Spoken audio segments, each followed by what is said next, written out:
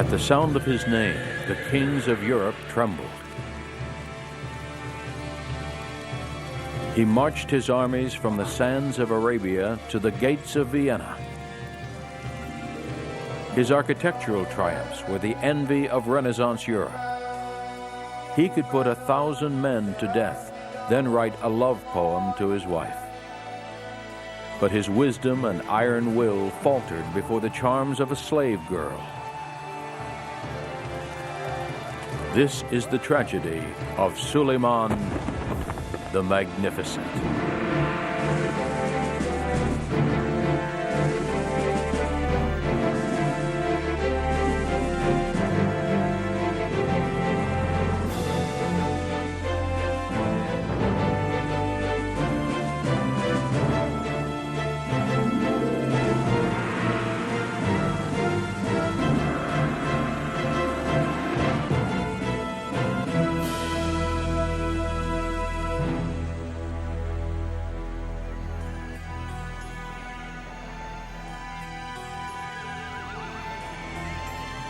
In 1553, in what is now Turkey, a king is fighting two battles, one against another army, the other against his conscience.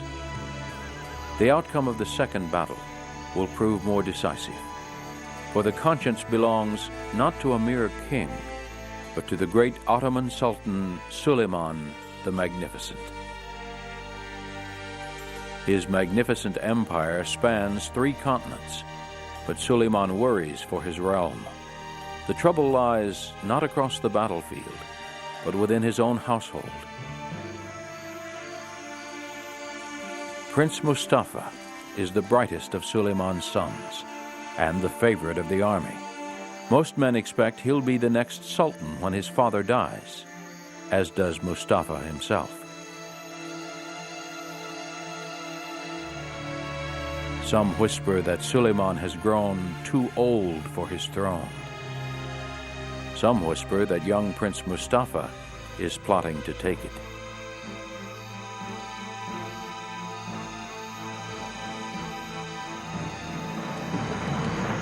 Soliman has summoned his son to join him. Mustafa has heard the rumors too and wrestled with his own conscience, whether to avoid his father and confirm his doubts, or obey him and risk his life.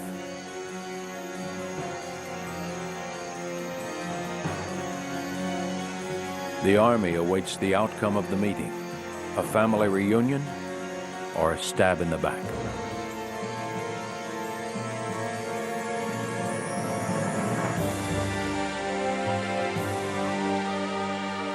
"30 years earlier, it was Europe that held its breath at Suleiman's accession. In 1520, Selim the Terrible died, leaving behind only one heir, an unknown quantity by the name of Soliman. The father reigned for just 8 bloody years. He slaughtered so many subjects that they called their sultan Selim the Grim. He slaughtered so many in war, his enemies thought him the devil incarnate. Fear and curiosity brought tribute from all nations to Topkapi Palace for the son's coronation. From Egypt, Persia, India, and Europe, ambassadors came to pay their respects to the new ruler and to size him up. From what they see, the son seems nothing like the father. Selim secured his throne by killing every male relative. His temper was so quick and so cruel that a common curse was, "May you be an advisor to Selim." But under Soliman, fear no longer stalked the palace. Instead, he surrounded himself with poets, painters, and musicians. Selim's favorite hobby was war. Soliman preoccupied himself with fashion. He measured his conquests in linen and silk.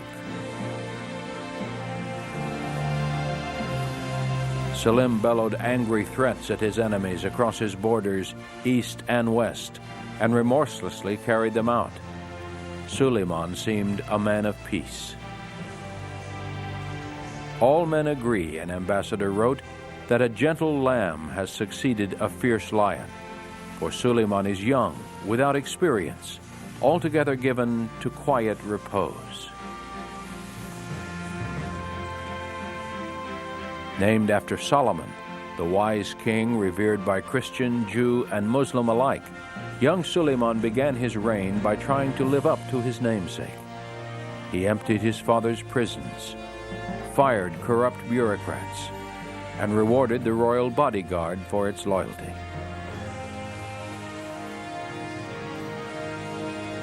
Under Soliman, it seems, life will be fair and peaceful and dull. Then he issues a bold proclamation. In return for this newfound leniency, he demands loyalty. Believing the devil you know is better than the one you do not, he demanded that each and every subject of his vast and ancient lands declare his loyalty. Those who were slow to respond were declared his enemies. My sublime commandment, decreed Soliman, as inescapable as fate, is that rich and poor, town and country, subjects and tribute payers, everyone must hasten to obey. Those who delay must suffer the ultimate punishment. It had the intended effect. Within 3 months, a rebellion broke out within the army. Soliman had the rebels executed, killing 3 with his own hands. The lamb had become a lion.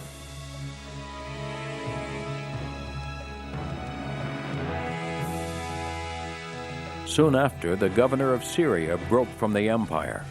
Soliman ordered the ringleaders beheaded, and proof the deed was done.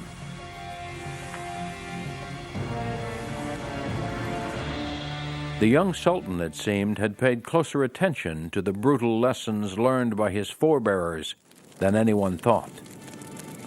Suleiman's heritage led back to Osman, a warrior leader of a fierce Islamic tribe.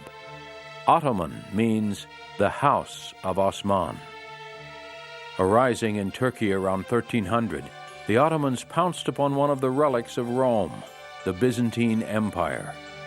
Constantinople, the Byzantine capital, became the last bastion of Christendom in the East. In 1453, the Ottomans attacked it. After a desperate siege, the city fell. Constantinople became the Ottomans' new capital, Istanbul. The great Christian basilica of St. Sophia was converted into a mosque. The soldiers of Allah now stood on Europe's doorstep. There they remained. For 100 years, the Kingdom of Hungary blocked the way to further conquest. Suleiman's father seized Egypt, Syria, and part of Arabia, but in Europe he got no farther than the Balkans. Now it's Suleiman's turn to try. Europe itself is on the move. A new world has been discovered across the Atlantic, and the old world is growing rich off it. In exchange, conquistadors bring Christianity, with the cross if they can, with the sword if they must. Europe had no tolerance for heathens, as Soliman himself discovered.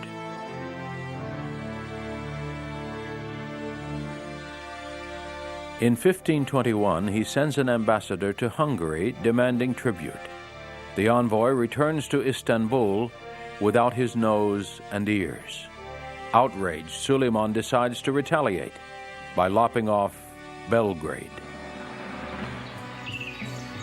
If the Danube River was Europe's great highway, Belgrade was the toll station. Belgrade had withstood one Islamic army after another. Yet Soliman learned from his predecessors and from his enemies. He brings along more cannons than anyone has ever seen.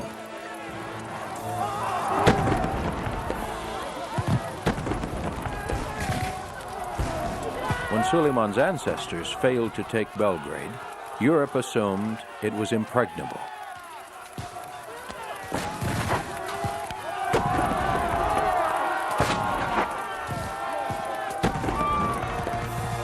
In just 26 days, the Ottoman colors fly above the city's battlements.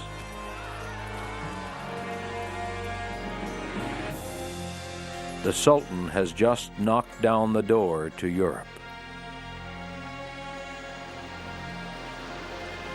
Having killed men with his bare hands, Soliman didn't flinch from the horrors of war, as his diary proves. The moat is filled up with corpses. 500 or 600 men are lost. 100 heads from soldiers who did not escape were brought and stuck on pikes along the road.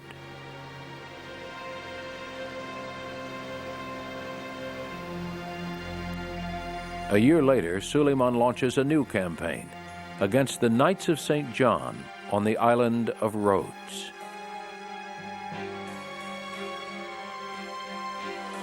From their fortress, these throwbacks to the Crusades preyed on Ottoman vessels. Though they dressed like priests, they fought with the sword, their sworn mission to wipe Islam from the face of the earth. All Islam would hail Soliman should he remove this thorn in their side. He lands 100,000 men on Rhodes and more than 100 cannons, and marches his army up to the very walls of the citadel. Half a century before, Mehmed the Conqueror had failed to conquer Rhodes. Suleiman might triumph where Mehmed had failed, but he knew the price would be high.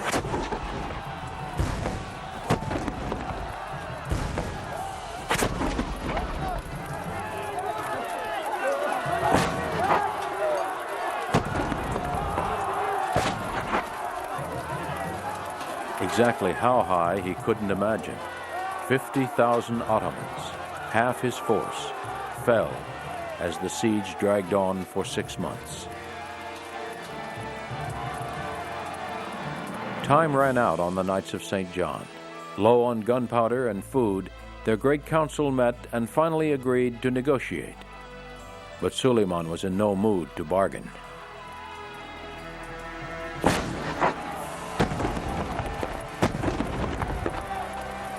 Unconditional surrender, or not even the cats will be spared.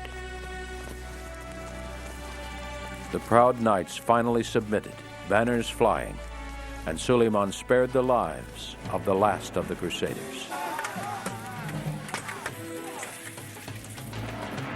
As Suleiman's elite troops, the Janissaries, celebrated with their saber dance, the young Sultan savored his accomplishments.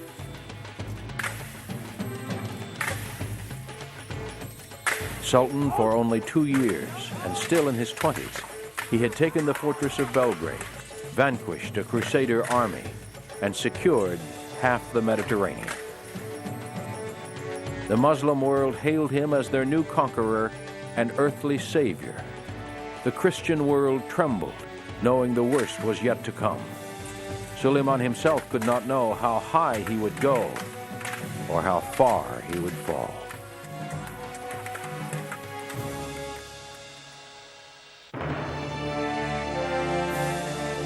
Sultan Soliman proved himself ambitious and ruthless, even vain, but he was not too proud to take advice.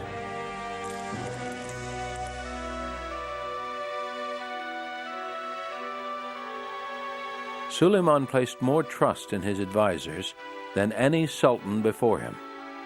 His closest was a foreigner and a Christian, and a slave, his childhood friend, Ibrahim.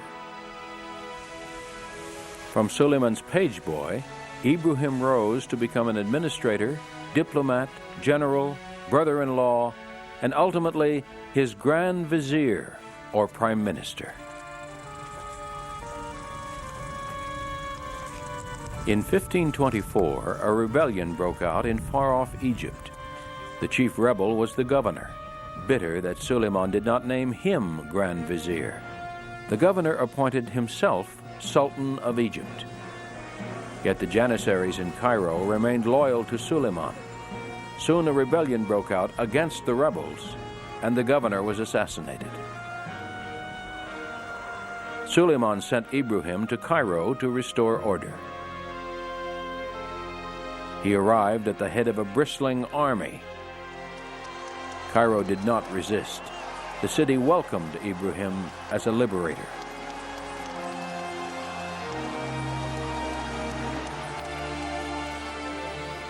In Suleiman's name, Ibrahim installed himself in the governor's palace. He enacted laws that brought peace. He lowered taxes, freed prisoners, and, to be safe, executed the ringleaders. Back in Istanbul, Soliman exulted in the triumphs and loyalty of his beloved Ibrahim. He heaped praise and even more power on his Grand Vizier. Next to the Sultan, Ibrahim was the most important man in the empire. Only one person was closer to Soliman, another slave. In the comfort of his harem, he regaled the young slave girl with stories of his old friend and their exploits. She hung on his every word and made plans of her own. Roxolana, acquired during one of the army's campaigns in Russia, cast a spell on Soliman. He called her Harum, or Smiling One. The court called her a witch. Eventually, Roxolana would charm Soliman into granting her freedom. She would manage what even Suleiman's best friend could not, to break the chains of the massive and honored institution of slavery upon which the Sultan's power was founded.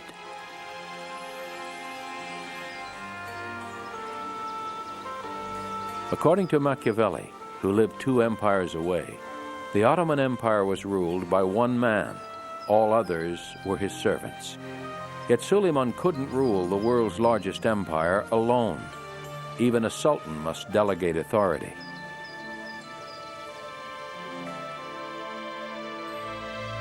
It was a paradox that would confound the world for centuries.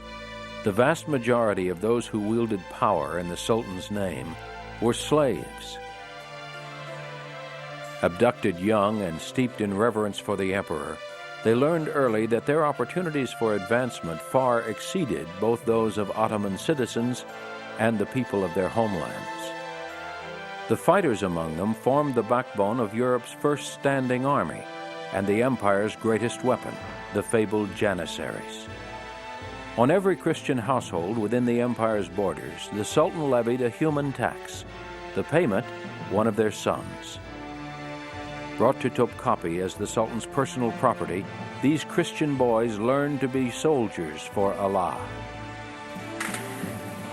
While nobles, fit or unfit, ran the European armies, the Janissaries won promotion through merit.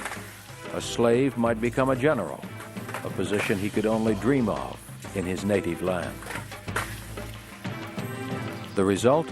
The strongest and most loyal fighting force in the world.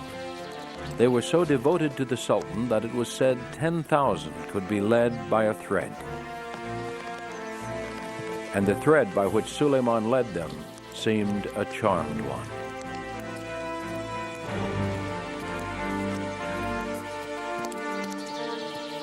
The time has come to take the army back on the path of war, and he will give them more victories than any other sultan. With Belgrade and the Isle of Rhodes under his belt, Soliman promises his Janissaries even more of Europe.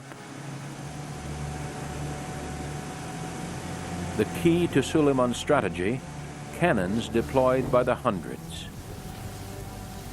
Copper and tin are fused to produce a bronze strong enough to withstand the burst of gunpowder. Day and night his foundries blaze, turning out cannons on a scale never before seen.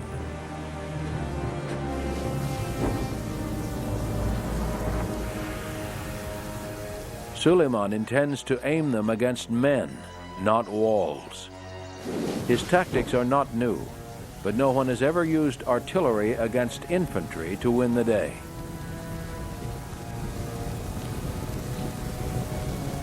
Making guns isn't enough.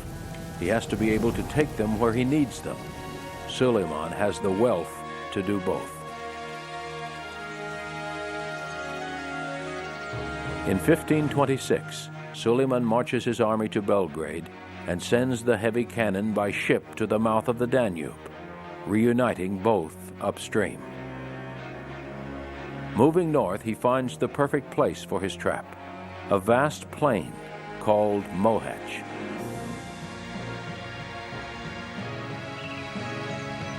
In the surrounding forest, Soliman hides his guns and the bulk of his army. Then he emerges with a handful of infantry, hoping Hungary's brash young king will rise to the bait. He does. As the Ottomans advance, nearly 40,000 Hungarians charge like the shadows of the night. The Christian horsemen easily shatter the Ottoman line.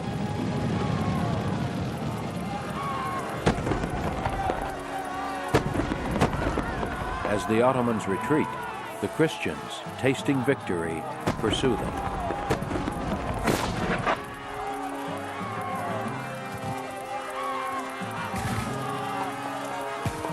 Soliman himself is almost trapped when the Hungarians cut their way to within 20 yards of him.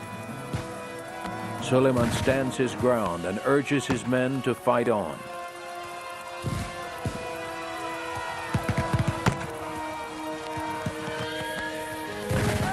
From left and right, 300 cannons catch the Hungarians in a crossfire and cut them to pieces.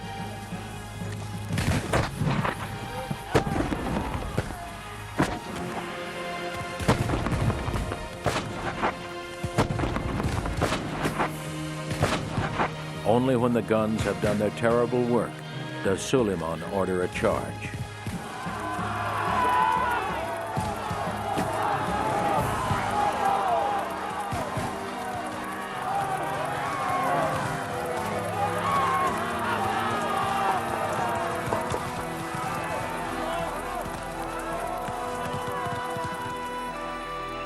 In 2 hours, the battle is over.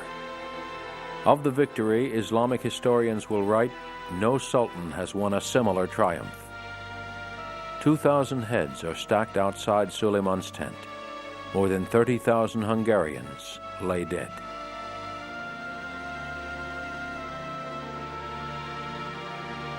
Among them, a reckless knight only 20 years old, the King of Hungary.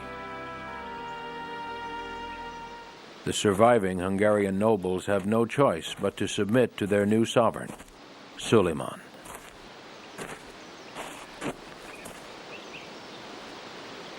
The unthinkable has come to pass. A European nation has fallen to Islam.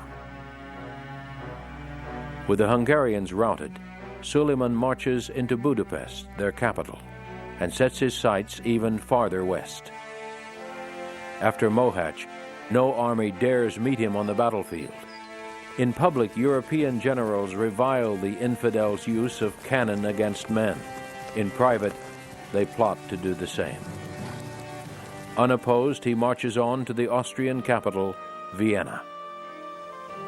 But bad weather and muddy roads slow Soliman's advance, his great artillery finally proving an albatross around his neck. By the time he arrives in late September, the terrified Viennese citizens have torn down their houses on the outskirts to deny him cover. Outnumbered 4-1, they have strengthened their walls, blocked the approach from the Danube, and braced for attack.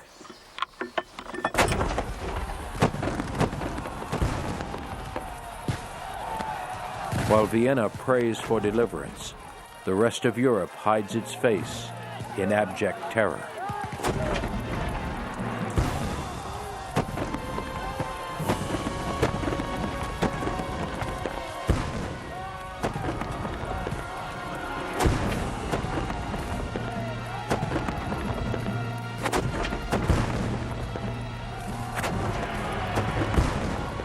For 17 days, the siege goes on. Time and again, the Janissaries charge the walls. Time and again, Christian cannons drive them back.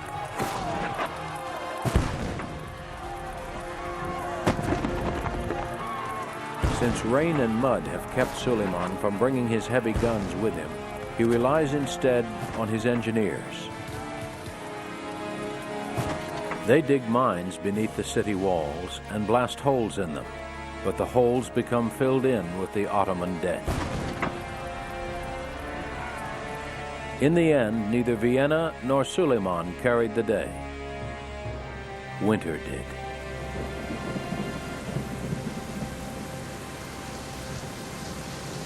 Soliman led his cold, wet army home, leaving Vienna alone for the moment. Hungary was his. Austria could wait till spring. Istanbul exulted in the return of its triumphant sultan. Over the coming decades, Europe would find itself ever hiding in this same shroud of winter, awaiting Suleiman's wrath each spring.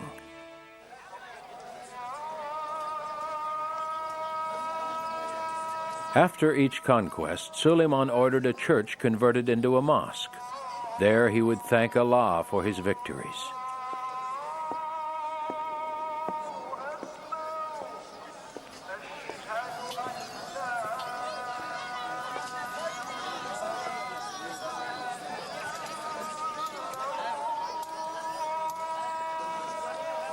For the first 20 years of his reign, he had much to be thankful for.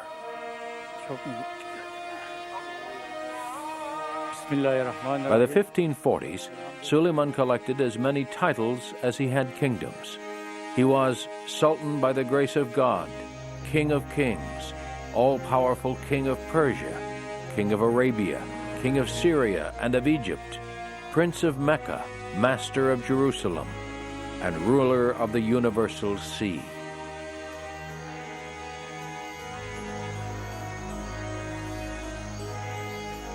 His empire stretched from Baghdad to Budapest, from Austria to Algeria. Only a fraction of his subjects were Muslim. The rest were Jewish, Roman Catholic, Greek Orthodox, Protestant. Alone among Europe's monarchs, Soliman allowed his conquered subjects to keep their faiths. With the wisdom of a Solomon and the political finesse of a Machiavelli, the Sultan realized that to force a new religion on an old culture would be the surest route to rebellion. He made his decision. So long as he owned their loyalty, they could keep their souls. Yet there was no code to rule such different people. Soliman needed laws that would please a Muslim God without offending any others. He went even further. He had laws written that neither offended the priest nor burdened the merchant. This new code oiled the gears of trade and helped make his empire the richest in the world. Suleiman's laws governed everything from commerce to wages, down to the proper amount of fruit in a pastry. In Istanbul's great market, the world's largest, a dishonest shopkeeper risked public flogging.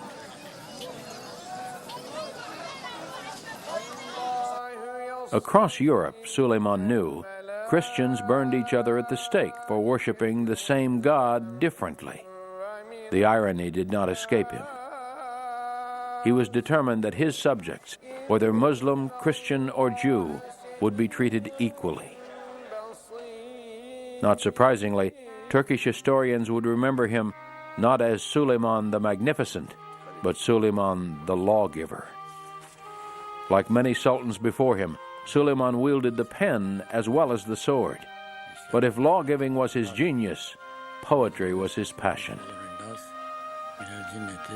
He proved a generous patron of literature, and in his reign, Ottoman poetry reached its peak. Soliman himself wrote more poems than any other sultan, including dozens to his wife.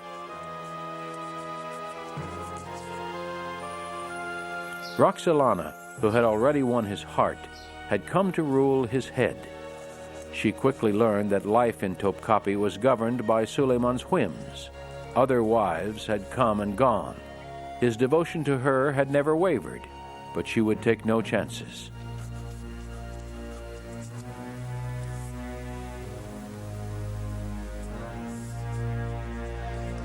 Over the years, she tried to swing the balance of power in her favor.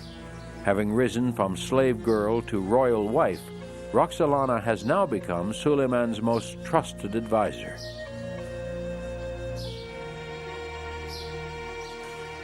Her advice is self-serving. She suggests that Ibrahim, the second most powerful man in the empire, has let power go to his head. It was true that in Cairo, Ibrahim behaved like the Sultan. In Istanbul, he even took a title that implies he is the Sultan. Yet pride is hardly a mortal sin, so Roxolana must fabricate one. Under Suleiman's tolerant reign, Ibrahim has amassed a collection of Christian art. Surely Allah, if not Suleiman, finds this rival god intolerable. One morning in 1536, the balance of power at Topkapi shifts for good. At dawn, the servants are stirring inside the palace when they have a rude awakening. In the Grand Vizier's room, next door to Suleiman's, they find signs of a struggle. They find blood on the bedding, and then the reason, a drawstring from a bow, the usual method for strangling someone. They find the corpse outside the gates, stripped naked, as custom demands when the mighty have fallen from grace.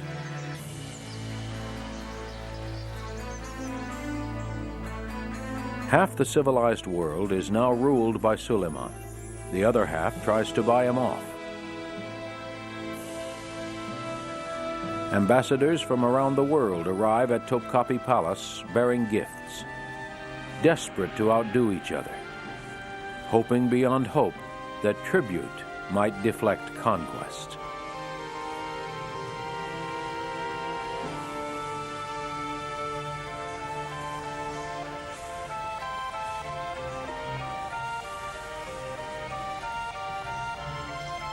A bemused sultan accepts these gifts graciously,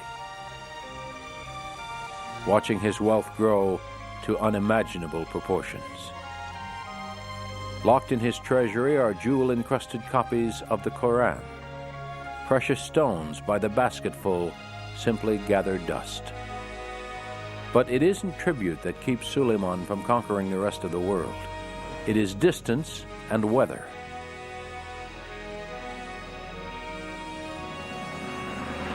By the 1540s, he had pushed his borders to Central Europe, North Africa, and Persia. He owned virtually all of the Mediterranean, but he could go no farther.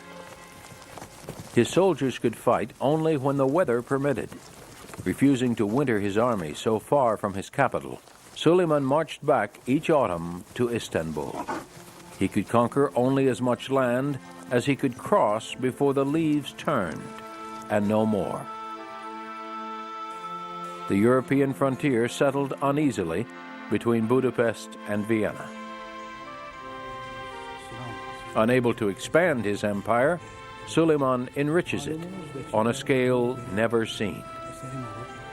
He plucks a promising engineer from the ranks of the Janissaries and makes him court architect. Like Michelangelo, who at the same time labored in Rome for Pope Paul III, Sinan was one of those gifted men fortunate to have a wealthy patron, and they didn't come any wealthier than Suleiman. Like Suleiman, Sinan had spent the first half of his life as a soldier. Like Suleiman, he would spend the second half as a builder. And he builds everywhere. His work continued for 50 years. He carried on through the reign of Suleiman. and his successor, and his successor. Sinan labored right up to his death at the age of 99. Almost 500 projects would bear his name, more than any other architect in history. He resurrected cities that Suleiman's father had destroyed. He built roads and bridges, fountains and stadiums, hostels and mausoleums. At Mecca, one of the capitals of the three great religions in Suleiman's empire, Sinan constructed buildings to house hundreds of thousands of pilgrims. At Jerusalem, he rebuilt the city walls and refurbished the Dome of the Rock, the temple at the site where Mohammed is said to have risen to heaven. Outside Istanbul, Sinan built an aqueduct as grand as any ever built by Rome.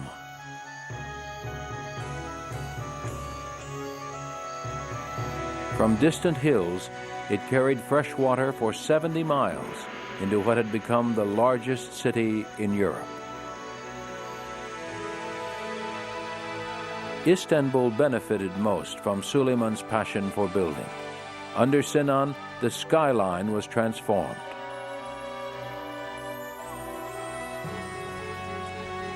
He created a dazzling new mosque in honor of Suleiman's new Grand Vizier, Rustem Pasha. It was ornamented throughout with 100,000 of the famous blue and white tiles from the Turkish town of Iznik.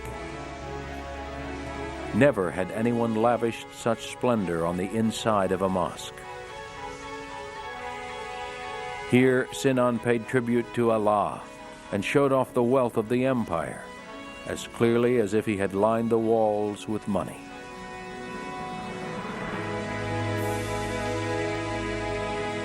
He then drafted plans for another new mosque, this one dedicated to Suleiman himself. It would be the crowning glory of their remarkable partnership.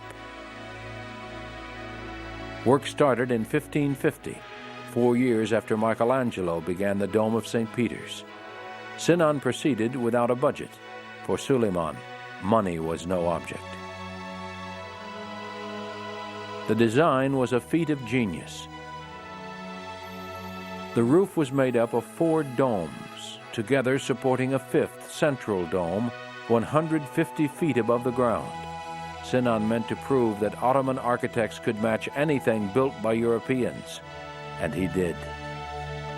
Suleiman's patronage gave the imperial architect unlimited manpower and unlimited resources. It took just 7 years for him to transform his masterwork from paper to stone. Michelangelo would labor on St. Peter's for 7 more. The Suleimani Mosque is much more than a place of worship. It is a marvel of city planning. Spread over a square mile are hospitals and bathhouses, colleges of medicine, science, and law. Fittingly, the tallest structure in the city stands on Istanbul's highest hill.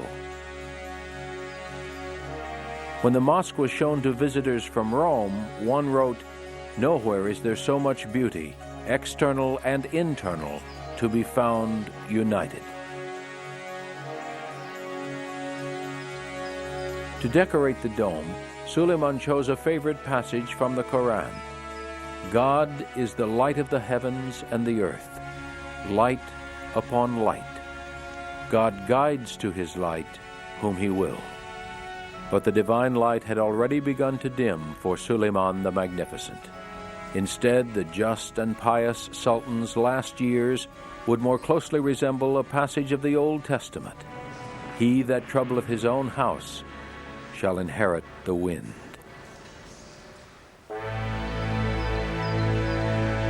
In the Ottoman Empire, few sultans reigned more than 20 years. By 1552, Suleiman has held the throne for more than 30 years. Who will follow him? His sons are impatient and nervous. By tradition, when the Sultan dies, his offspring fight for the throne until a victor emerges.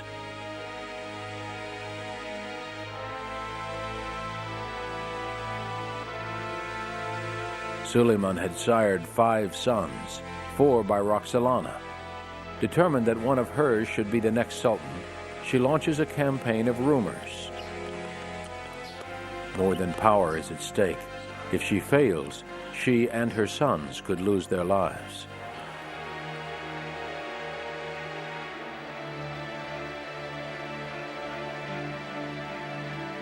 The most promising candidate is the eldest, Prince Mustafa. He is a popular governor and the favorite of the army. Intelligent and able, he only has one shortfall: the wrong mother.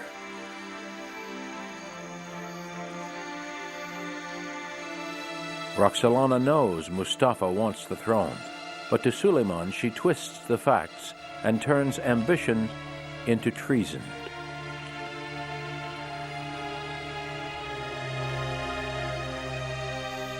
When rumors reach Mustafa, he faces a crisis. Would his father's trust transcend Roxolana's slander? It had not saved Ibrahim, Suleiman's best friend. The question will be decided in 1553, as Soliman prepares to go to war with Persia. Atop all the other lies about Mustafa, he is now fed the biggest. He is told that his son is plotting with the Persians to overthrow him. Soliman summons the prince to join him on campaign.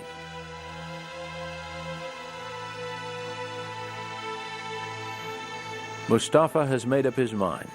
To stay away would be to admit guilt. He will prove his loyalty with obedience.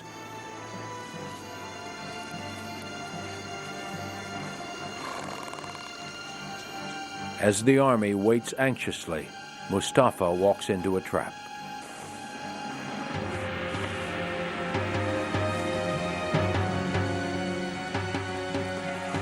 Mustafa puts up a fight, and the assassins fumble.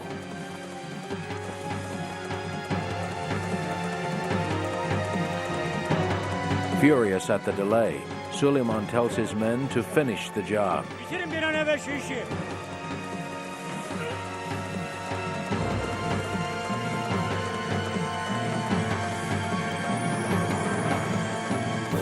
Soliman displays his beloved son's corpse before the dismayed army and warns his soldiers that the same fate awaits anyone foolish enough to challenge him. Anyone.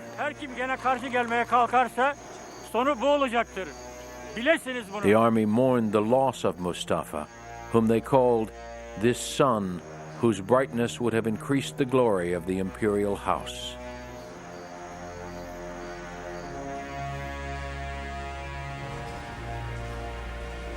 The killing did not stop there.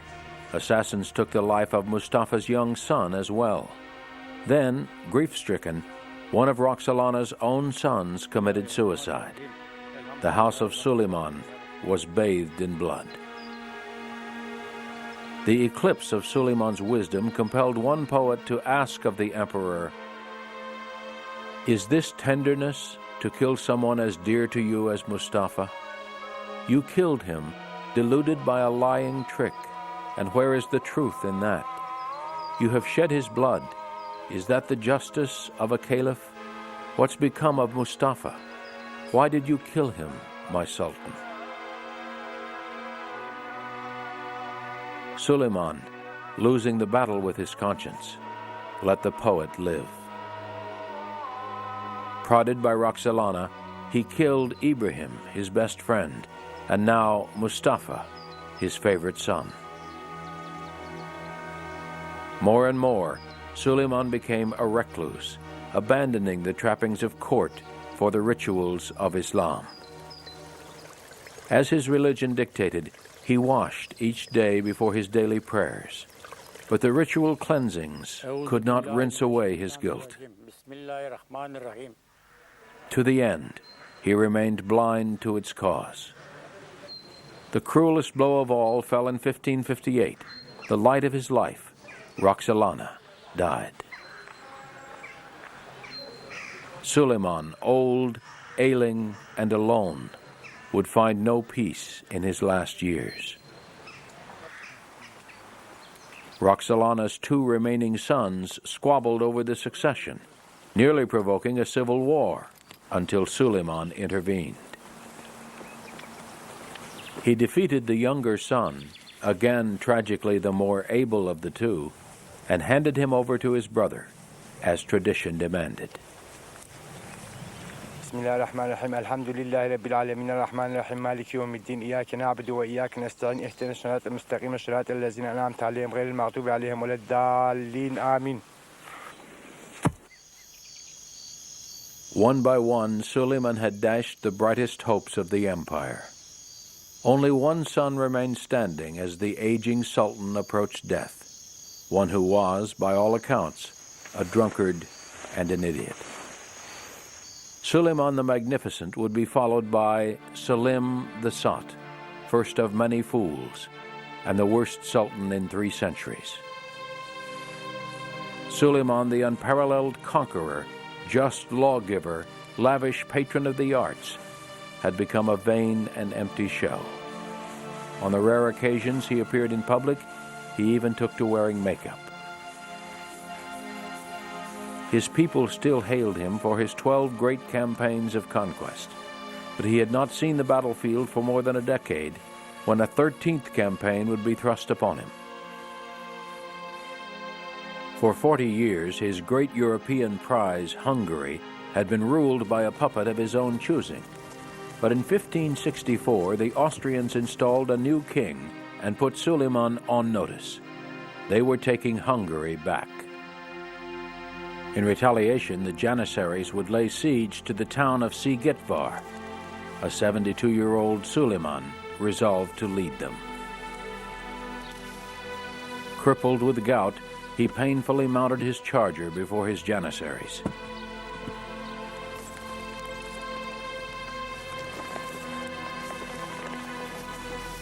But a 13th victory would evade him.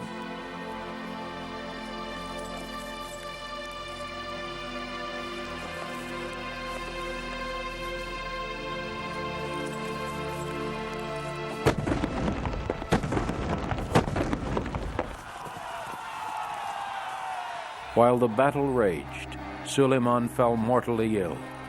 2 days before his army took the stronghold, he died.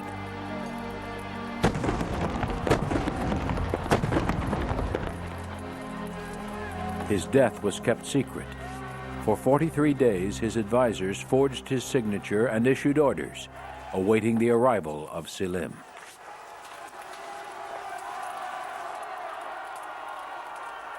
Soliman had already prepared his legacy. In Istanbul, he had commissioned the empire's finest painters to record the milestones of his reign. The result was one of the most magnificent examples of Islamic art. Collectively called the Suliname, the paintings detailed the great events of a momentous and paradoxical life. For 50 years, he ruled the largest empire of the day, but let a harem girl rule his heart. He stood firm against the best armies that could be sent against him, but sent assassins after his best friend and his son. He compelled respect from Christian kings and evoked contempt from his own Islamic poets. He made the palace of Topkapi one of the richest courts in the world, and squandered the fruits of his legacy. He recognized and cultivated artistic genius as no sultan before or after, but remained blind to treachery in his own house. Soliman's heart was buried in Hungary at Mohacs, the field of his greatest victory. His body was entombed at the great mosque that bears his name. His legacy remains as grand and tragic as his life. His artistic and legal gifts to the world live on. In the end, none would soar as high as Soliman the Magnificent.